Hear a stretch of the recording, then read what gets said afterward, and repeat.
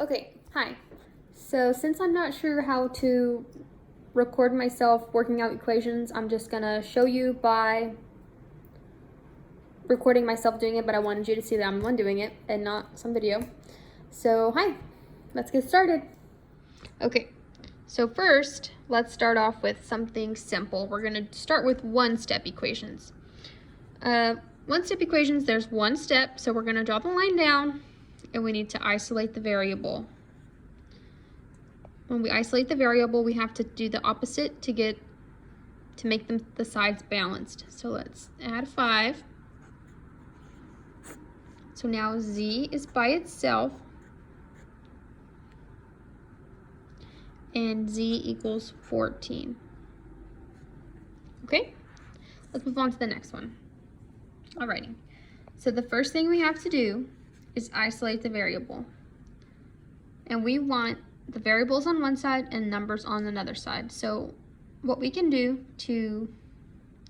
since this is multiplication, we're going to divide because we're always going to do the opposite step. So we're going to divide a -2. Actually, we're going to divide a +2. Sorry, excuse me. So those can cancel out. So now we're going to divide by 2. And 7 is equal to W. Alrighty, let's move on to one more equation, and then we're gonna make it a little bit harder, and we're gonna move to two-step equations. So we're gonna draw the line, isolate the variable. This is addition, so I'm just gonna do subtraction. So P is equal to -9. Alrighty, now let's go to inequality, two-step inequalities. So the difference with inequalities is it's not a guaranteed number. There is infinite solutions with inequalities or finite solutions with equal signs. So for example, let's do number 1. You solve it the same way. We're going to draw the line and we're going to isolate the variable. So there's a number right here. So we need to get the numbers on one side to make it balanced. So let's subtract 1. So that's 2x is less than 4.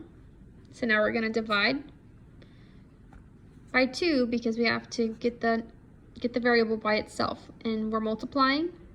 This would be a multiplication step, so we have to divide. So that cancels out, and now we have x is less than 4. Perfect. Let's try another one. Okay, we're going to solve it the same way. Isolate the variable, get rid of the number. So what we do to one side, we have to do to the other, which makes 3x greater than or equal to 9. So now what do we have to do? Since this is multiplication and we want the variable by itself, we're going to divide by 3 to get the number by itself. So now we have x is greater than, what's 9 divided by 3? 3. Perfect. Now, something we have to remember is whenever we divide by a negative, the sign has to change. So let's move to question number 6. So I can show you. So this is a greater than symbol. Isolate the variable, get the numbers all on the same side so they're balanced. So we have -5x is greater than or equal to, or I'm sorry, that's just a greater than sign, is greater than 15. Okay, look here, we're dividing by a negative. So whenever we divide by a negative, we have to flip our sign. So let's try it. Divide by -5, divide by -5. So x, flip this sign.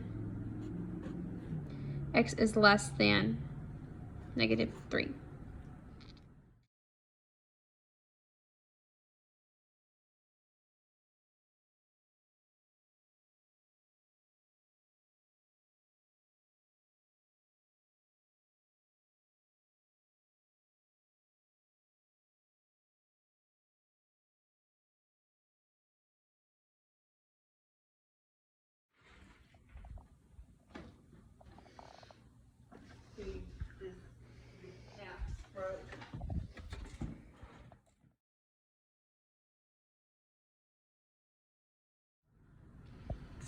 Okay, so since I'm not really sure how to show my work as I go through equations, I'm going to record myself doing them and then